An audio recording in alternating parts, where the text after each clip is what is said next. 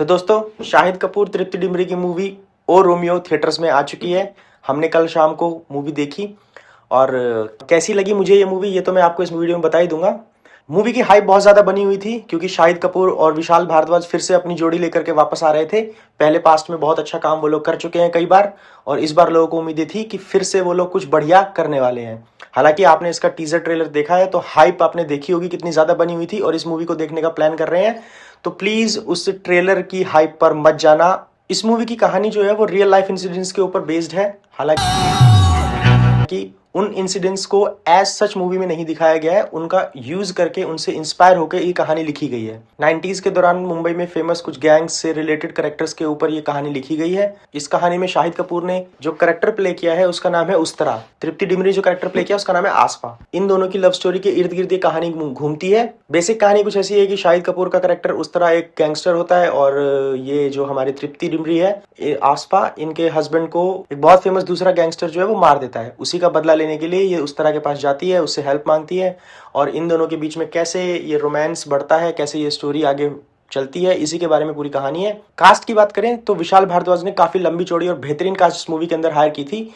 शाहिद कपूर, नाना पाटेकर, तृप्ति डिमरी, अविनाश तिवारी, फरीदा जलाल और दिशा पाटनी, इन सभी कास्ट की एक्टिंग की बात करें तो शाहिद कपूर ने भाई अपने कैरेक्टर के अंदर बहुत दमदार काम किया है। बंदे ने कैरेक्टर को बहुत सही से पढ़ा है, बहुत अच्छे से समझा है, और अपने असाइनमेंट को बहुत अच्छे से समझ लिया है कि उसको एक्चुअली स्क्रीन पे करना क्या था। और बहुत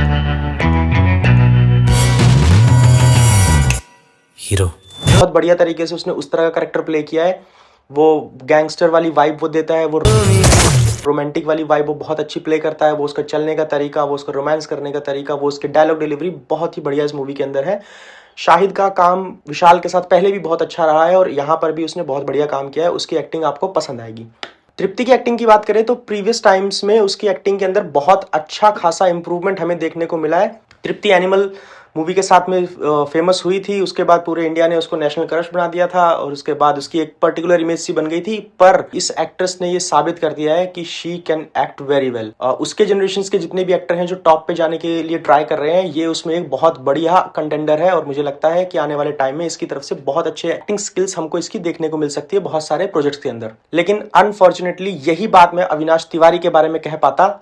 अविनाश तिवारी एक बहुत अच्छे एक्टर हैं, आपने उसको लैला मजनू के मूवी के अंदर देखा होगा, बहुत बढ़िया काम उन्होंने वहां पे किया था। पर इस मूवी के अंदर कुछ खास नहीं वो कर पाए, ठीक ठाक सा ही काम उनका लगा। बॉडी उन्होंने बहुत अच्छी बना रखी है, पर जितनी अच्छी बॉडी बनाई है काश उतनी अच्छी एक्टिंग भी हो पाती।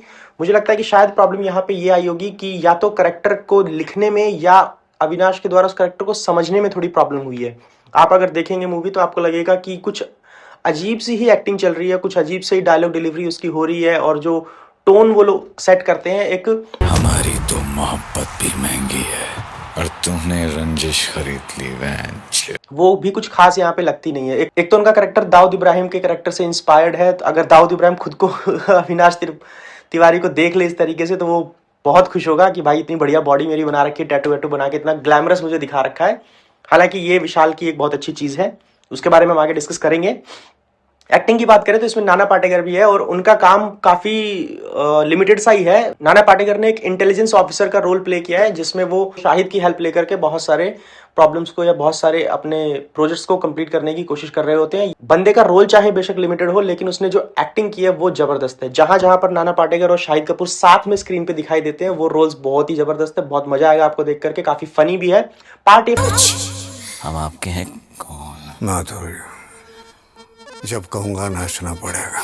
फनी वाला बहुत कम है, लेकिन क्वालिटी वाइज बहुत बढ़िया है। इसके अलावा फरीदा जलाल, दिशा पाटनी और तमन्ना भाटिया का भी छोटे मोटे रोल्स हैं। फरीदा जलाल के तो बहुत फेमस हो गई थी वो जो ट्रेलर में उन्होंने गाली दी थी उसकी वजह से, और उतना ही सा उनका रोल है, कुछ खास है नहीं। दिशा पाटनी का छोटा सा रोल है, एक दो गाने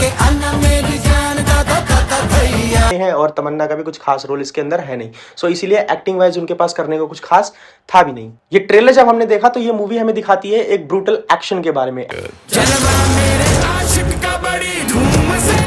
एनिमल के आने के बाद से ये वाला ट्रेंड बहुत ज्यादा चल गया है कि हर कोई एक बढ़िया ब्रूटल एक्शन, या यूं कह लीजिए कि 18+ एक्शन मूवी बनाना चाहता है। तो यहाँ पर एक्शन की बात करें तो एक्शन भी थोड़े से मिक्स एंड मैच और अप एंड डाउन टाइप के से हैं। कई जगहों पर एक्शन आपको बहुत अच्छे लगेंगे, और कई जगह पर वही टिपिकल बॉलीवुड स्टाइल एक्शंस हैं कि एक हीरो है, 100 लोग सामने खड़े हैं, वो 100 गलियां चला रहे हैं, इसको एक भी नहीं लग रही, ये 100 चला रहा है, 100 के 100 मर जा रहे हैं। तो वही टिपिकल एक्शन है, बहुत सारी जगहों पे ये बहुत बोर करते हैं, लेकिन कुछ जगहों पर action sequences, hand to hand combats वगैरह बहुत अच्छे हैं। जैसे कि इंट्रोडक्शन सीन जो है शाहिद का, वहां पर एक एक्शन सीक्वेंस आता है थिएटर के अंदर, वो लड़ रहा होता है बहुत सारे विलेंस के साथ, वो सीन फिर भी ठीक है। और क्लाइमैक्स में भी एक सीन आता है, वहां पर भी हैंड टू हैंड कॉम्बैट थोड़ा ठीक है, पर जहां पर गन्स का यूज हो रहा है वहां पर कुछ खास एक्शन में आपको देखने को मिलता नहीं है। ब्रूटैलिटी के नाम पे इन्होंने ब्लड दिखा रखा है, उसमें भी प्रोस्थेटिक का काम ओके शायद बहुत बढ़िया वो नहीं है, उसको कुछ बेटर किया जा सकता था अकॉर्डिंग टू मी। इसके अलावा पॉजिटिव्स की एक और बात मैं करूं तो विशाल के अगर आपने पुराने प्रोजेक्ट्स देखे होंगे तो आपने देखा होगा कि वो किसी भी स्टोरी को, या चाहे वो शेक्सपियर की ट्रिलॉजी के ऊपर काम कर रहे थे या उन्होंने जो भी अपनी मूवीज की हैं, उसको वो रोमांटिसाइज बहुत अच्छे तरीके से कर लेते हैं, और कैसे उसको न्यू एरा के अंदर बिल्डअप करना होता है, मिक्सअप करना होता है, वो बहुत अच्छे तरीके से हमको स्क्रीन पे दिखाते हैं। ये उनकी प्लस पॉइंट है। पर यही प्लस पॉइंट मुझे लगता है कि इस बार इस मूवी में थोड़ा सा कम हमें देखने को मिला।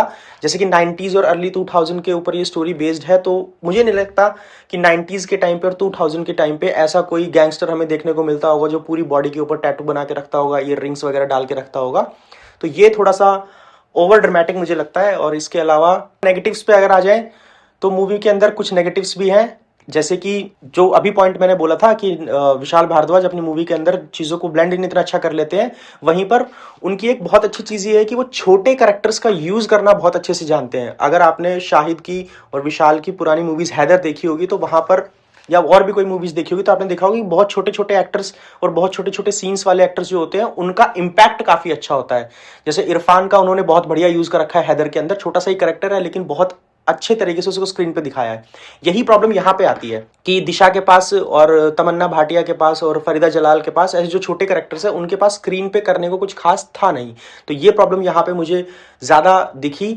इसके अलावा बहुत सारी जगहों पे मूवी जो है वो आपको बहुत लेंदी फील होने लगती है। 2 घंटे 50 मिनट के आसपास की, लगभग मतलब 3 घंटे के आसपास की मूवी है, 3 घंटे आपको कई बार बोर करने लगते हैं।